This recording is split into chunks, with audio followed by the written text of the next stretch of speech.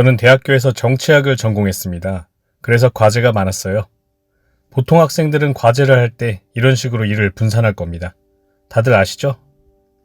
처음에는 조금 느리게 시작하겠지만 첫 주에 계획한 만큼만 해내면 점점 가면서 더 많은 양을 해내면서 모든 일이 수월하게 조직적으로 끝나는 완벽한 계획입니다. 저도 저렇게 하고 싶었어요.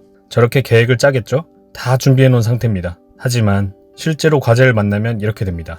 모든 과제마다 이런 일이 일어났습니다. 90쪽 분량의 졸업 논문 시즌이 시작됐습니다. 양이 거의 1년은 투자해야겠더라고요. 이런 과제는 평소에 하던 대로 하면 안 된다는 걸 알고 있었어요. 그러기엔 너무 중요한 과제니까요. 그래서 계획을 세웠고 이렇게 해야겠다고 생각했습니다. 1년을 이렇게 보내는 거죠. 처음엔 가볍게 시작하고 중간쯤에는 속도를 좀 높이고 마지막에는 스퍼트를 내서 하는 거예요. 마치 작은 계단을 오르는 것처럼 말이에요. 계단 좀 오르는 게 얼마나 힘들겠어요. 별거 없잖아요. 안 그래요? 그런데 진짜 웃긴 일이 일어났습니다. 처음 몇 달은 그냥 시간이 지나갔고 제가 별로 한 게 없었어요. 그래서 다시 끝내주는 계획 수정본을 만들었죠. 그런데 그러고 나서는 중간 달도 그냥 지나갔고 쓴 게 아무것도 없었습니다. 그래서 이렇게 됐죠.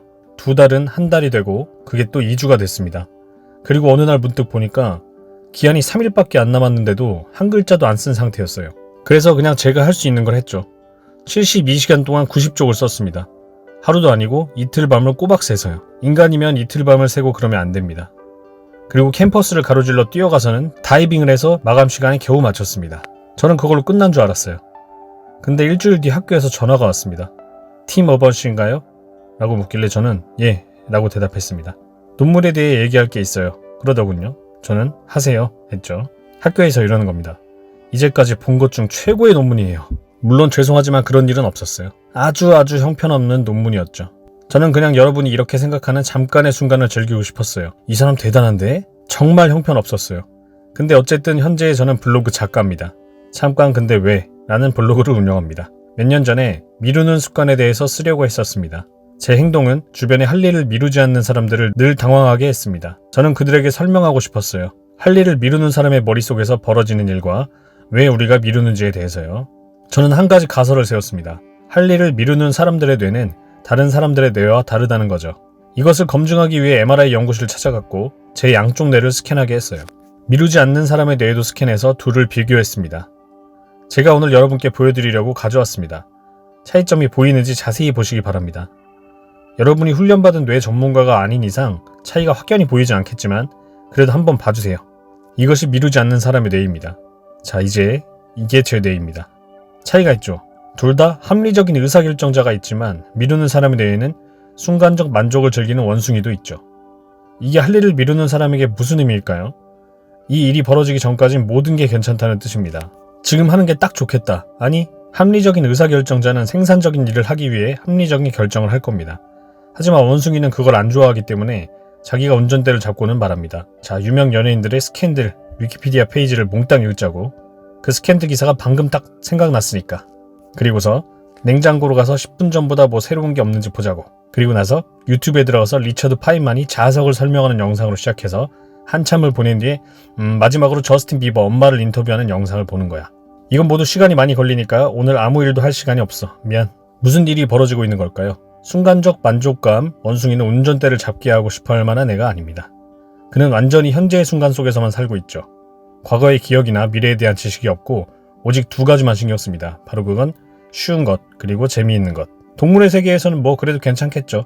여러분이 강아지여서 평생을 쉽고 재미있는 것만 하면서 지낸다면 성공한 인생인 거죠. 이 원숭이에게 인간은 그저 다른 종의 동물입니다. 잘 자고 잘 먹고 잘 번식하기만 되면 그런 겁니다. 원시 시대에는 그거면 됐죠. 그러나 이제는 그때가 아닙니다. 지금은 선진 문명의 시대인데 원숭이는 그게 또 뭔지 모르죠. 그렇기 때문에 우리 뇌에는 다른 존재가 또 있어요. 바로 합리적 의사결정자인데 우리에게 동물이 할 수 없는 일을 할 수 있게끔 하는 능력을 주죠. 미래를 꿈꿀 수 있고 큰 그림을 볼 수 있고 장기적인 계획도 세울 수 있어요. 합리적 의사결정자는 이걸 모두 고려하려고 합니다. 지금 현재 합리적인 일을 하도록 만들고 싶어 합니다. 어떤 때는 쉽고 재미있는 일을 하는 게 적합할 때가 있죠. 저녁을 먹거나 잠을 자거나 좋은 여가 시간을 보낼 때. 그래서 양쪽이 서로 겹쳐지는 부분도 있어요. 어떤 때는 서로 의견이 맞죠. 하지만 때로는 힘들고 별로 즐겁지 않아도 일을 하는 게 훨씬 합리적일 때가 있어요. 보다 큰 뜻을 위해서는요. 바로 그때 충돌이 생기는 겁니다. 이를 미루는 사람에게는 그런 갈등이 늘 같은 방식으로 끝납니다. 합리적 왕국을 벗어나 싶고 재미있는 왕국인 이 주황색 지대에서 많은 시간을 보내게 되죠. 저는 그곳을 암흑의 놀이터라고 부릅니다. 암흑의 놀이터는 이를 미루는 사람들이 다 잘 아는 곳이죠. 여가 활동이 벌어지는 곳인데 어떤 경우에는 여가 활동을 하면 안 될 때도 그냥 합니다. 암흑의 놀이터에서의 재미는 사실 재밌진 않아요. 놀 자격이 없으니까요. 그곳의 공기는 죄책감, 공포, 불안, 자기 혐오로 가득한데 모두 일 미루는 사람들이 느끼는 감정이죠. 문제는 이런 상황에서 원숭이가 득세하면 어떻게 일 미루는 사람들이 합리적인 활동으로 가느냐는 거죠. 덜 즐겁지만 중요한 일이 벌어지는 곳으로 가야만 합니다. 다행히 이를 미루는 사람에게는 수호천사가 있답니다. 언제나 그를 내려다보며 가장 암울한 순간에 지켜주는 존재인데 바로 패닉 괴물이라는 존재입니다. 패닉 괴물은 대부분의 시간에는 휴면 상태이지만 마감 기한이 코앞으로 다가오거나 공개적으로 망신당하거나 경력에 재앙이 닥치거나 무시무시한 후환의 위험이 있는 경우에 갑자기 깨어납니다. 중요한 것은 그게 원숭이가 무서워하는 유일한 존재라는 거예요. 최근까지도 제 인생에서 매우 가까웠습니다. 테드에서 6개월 전에 연락 와서는 저를 강연에 초청했거든요. 물론 전 하겠다고 했습니다. 항상 테드 강연을 하고 싶다는 꿈이 있었거든요. 그런데 한참 신나서 들떠있는데 합리적 의사결정자가 다른 생각이 들었나 봅니다. 그가 얘기하길 우리가 대체 뭘 수락한 건지 알지? 미래의 어느 날 무슨 일이 일어날 건지 확실히 이해하지? 지금 당장 앉아서 바로 시작해야 돼 라고 하더군요. 그러자 원숭이가 얘기합니다. 전적으로 동의해. 하지만 지금은 인터넷 지도를 열고 인도를 더 잘 알기 위해 인도의 남단을 확대해서 해발 200피트에서 인도 북단에 도착할 때까지 2시간 반 동안 위로 스크롤하자 라고 합니다. 그래서 그날 그걸 했습니다. 6개월이 4개월이 되고 4개월이 2개월, 2개월이 1개월이 되어서 테드 관계자가 강연자를 발표했습니다.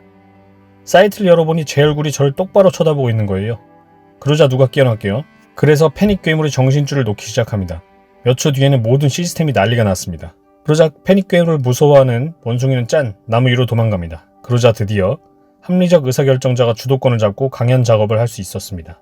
패닉 괴물은 할 일을 미루는 실성한 사람들의 행동을 설명해 줍니다. 어떻게 2주가 지나도록 과제에 첫 문장도 못 쓰는 저 같은 사람들이 기적적으로 정신을 차리고 밤을 새가며 팔쪽을 쓰는지를 말입니다. 이것이 일을 미루는 사람의 시스템입니다. 별로 좋은 모양은 아니지만 최종적으로 효과는 있습니다. 그래서 몇 년 전에 이것에 대해서 블로그에 썼습니다. 글을 썼을 때 사람들의 반응이 놀랍더군요. 말 그대로 수천 통의 이메일을 전 세계의 다양한 일을 하는 사람들이 저에게 보냈습니다. 간호사, 은행가, 화가, 공학자, 그리고 엄청나게 많은 박사과정 학생들도 있었죠.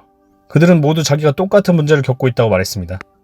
하지만 제가 놀란 건 블로그의 글은 가벼운 어조인데 이메일은 매우 진지한 어조였다는 겁니다. 이 사람들은 정말 일을 미루는 것 때문에 인생이 어떻게 되었는지를 매우 답답해하며 토로했습니다. 내면에 있는 원숭이가 자기에게 무슨 짓을 했는지를 얘기했습니다. 전 이걸 보며 이런 생각을 했습니다. 일을 미루는 사람은 시스템이 효과가 있는데 왜 이런 거지? 어째서 이 모든 사람들이 암울한 곳에 있는 걸까? 알고 보니 두 종류의 미루기가 있었습니다. 오늘 말씀드린 예시에는 다 마감 기한이 있었습니다. 그 기한이 있을 때는 미루기의 결과는 단기간으로 제한됩니다. 패닉 괴물이 나타나니까요. 하지만 두 번째 종류의 미루기는 기한이 없을 때 생깁니다. 만약 예술이나 사업 분야 같은 자영업에 종사하고 싶어 하신다면 이런 일에는 마감 기한이 없습니다. 나서서 일을 하기 전까지는 아무 일도 일어나지 않으니까요. 직업 이외에도 어떤 기한도 없는 중요한 일들은 많이 있습니다. 가족을 만나거나 운동하고 건강을 돌보고 인간관계를 잘 유지하고 잘 되지 않는 관계는 정리하는 것 등 일을 미루는 사람이 이런 어려운 일들을 하게 만들 수 있는 유일한 기제가 패닉 괴물이라면 그건 문제가 됩니다. 왜냐하면 모든 일에는 마감 기한이 없어서 패닉 괴물이 나타나지 않거든요. 깨어날 계기가 없습니다. 그래서 미루기로 초래되는 결과가 제한되지 않고 그냥 영원히 이어집니다. 이것이 장기적인 미루기로 우습고 단기적이며 기한이 있는 종류보다 훨씬 잘 안 보이고 논의가 되지 않습니다. 보통은 혼자서 괴로워합니다. 이건 상당히 장기적인 불행과 후회의 원천이 될 수 있습니다. 저는 그래서 사람들이 이메일을 보냈다고 봅니다. 이래서 그들이 매우 안 좋은 상황에 처한 겁니다. 단순 그들이 과제를 벼락치기 해서 그런 게 아닙니다. 때때로 자신의 삶을 장기적인 미루기가 마치 자기 자신을 자신의 삶의 구경꾼같이 느끼게 해서 그런 겁니다. 답답함은 꿈을 이루지 못해서가 아니라 아예 꿈을 향해 출발할 수도 없기 때문이죠. 그래서 이 메일들을 읽고 약간의 깨달음을 얻었는데 미루지 않는 사람이란 존재하지 않는다고 봅니다. 맞습니다. 여러분도 모두 미루는 사람입니다. 여러분은 저희처럼 그렇게 엉망은 아닐지도 모르죠. 여러분은 마감기한이 있는 건전한 사귐이 있을지도 모르지만 기억하세요. 원숭이의 교묘한 속임수는 기한이 없을 때 나옵니다. 마지막으로 한 가지 보여드리고 싶습니다. 전 이것을 인생 달력이라고 부르는데요. 90년의 인생에 한 주마다 상자가 하나씩 있습니다. 상자가 별로 많지 않죠. 이 달력을 오랫동안 유심히 볼 필요가 있다고 생각합니다. 우리가 정작 무엇을 미루고 있는지 생각해 봐야 합니다. 누구나 인생에서 무언가를 미루고 있으니까요. 순간적인 쾌락을 쫓는 원숭이를 늘 의식해야 합니다. 그게 우리 모두가 해야 할 일입니다. 달력에 상자가 많이 남지 않았으니 아마 오늘부터 시작해야 할 겁니다. 뭐 오늘 아니라도 뭐 언젠가 곧. 감사합니다.